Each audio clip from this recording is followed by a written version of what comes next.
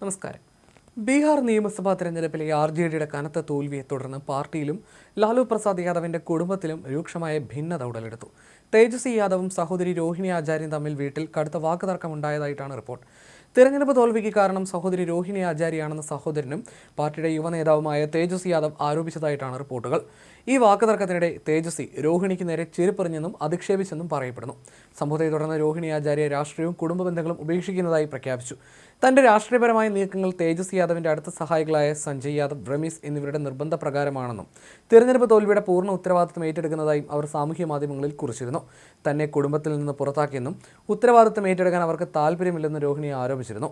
കൂടാതെ ലാലുവിന് വൃക്ക ദാനം ചെയ്തത് കോടിക്കണക്കിന് രൂപയും സീറ്റും വാങ്ങിയാണെന്ന് കുടുംബാംഗങ്ങൾ ഉൾപ്പെടെ ആരോപിച്ചതായും അവർ വേദനയോടെ പങ്കുവച്ചിരുന്നു. തന്നെ കുടുംബത്തിൽ നിന്ന് പുറത്താക്കിയത് തേജസ്വിയും സഹായികളുമാണ്. ഉത്തരവാദിത്തം ഏറ്റെടുക്കാൻ അവർക്ക് താല്പര്യമില്ല. സഞ്ജയ്, റമീസ് എന്നിവരുടെ പേര് പറഞ്ഞാൽ വീട്ടിൽ നിന്ന് പുറത്താക്കുകയും അധിക്ഷേപിക്കുകയും ചെരുപ്പ് കൊണ്ട് ആക്രമിക്കുകയും ചെയ്യും.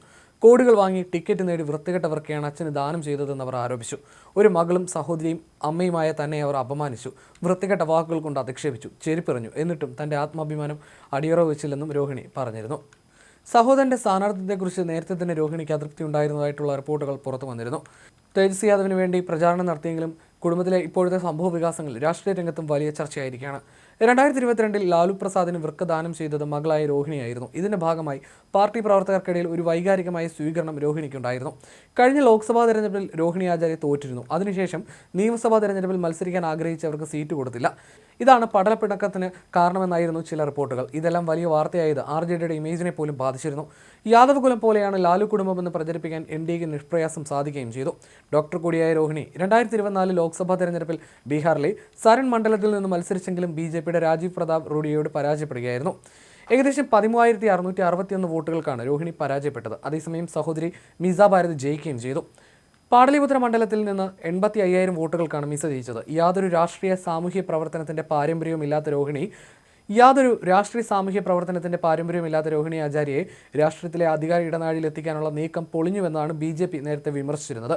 പക്ഷേ രോഹിണിയാവട്ടെ പാർട്ടിയിലെ ഒരു വിഭാഗം തനിക്കെതിരെ പ്രവർത്തിക്കുന്നുവെന്നാണ് സംശയിച്ചിരുന്നതും പിന്നീട് ഇക്കാര്യങ്ങൾ ആരോപണങ്ങളായി ഉന്നയിച്ചതും.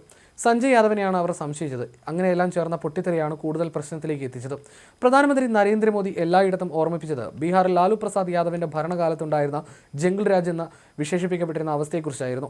ലാലു റാബ്രി ഭരണത്തിൽ നടന്ന കാലിത്തീറ്റ തൊട്ട് കോഴിത്തീറ്റ വരെയുള്ള അഴിമതി കഥകളും വ്യാപകമായി നടന്ന അക്രമങ്ങളും എടുത്തു പറഞ്ഞിരുന്നു. നിങ്ങൾ പഴയ ജംഗിൾ രാജിലേക്ക് തിരിച്ചു പോകണോ എന്നായിരുന്നു മോദി എല്ലായിടത്തും ചോദിച്ചത്. RJD നേതാവ് തേജസ്വി യാദവിനെ ബീഹാർ മുഖ്യമന്ത്രിയാക്കാനാണ് ലാലു പ്രസാദ് യാദവിന്റെ മോഹമെന്നും മകൻ രാഹുലിനെ പ്രധാനമന്ത്രിയാക്കാനാണ് സോണിയാഗാന്ധിയുടെ ആഗ്രഹമെന്നും എന്നാൽ ഈ 2 കസേരകളും ഒഴിവില്ലെന്ന് അമിത് ഷാ വിമർശിച്ചതും വാർത്തയായിരുന്നു. യുവാക്കളിലും സ്ത്രീ വോട്ടർമാരിലും വലിയ ചലനമായിരുന്നു ഇതുണ്ടാക്കിയത്. ഇതോടൊപ്പം ലാലു ഫാമിലിയിലെ പടലപ്പിണക്കങ്ങളുടെ വാർത്തകൾ പുറത്തു വന്നപ്പോൾ BJPയുടെ ജംഗിൾ രാജ് ആരോപണങ്ങൾ ശരിവെക്കുന്ന തോന്നലാണ് ജനങ്ങൾക്കുമുണ്ടായത്.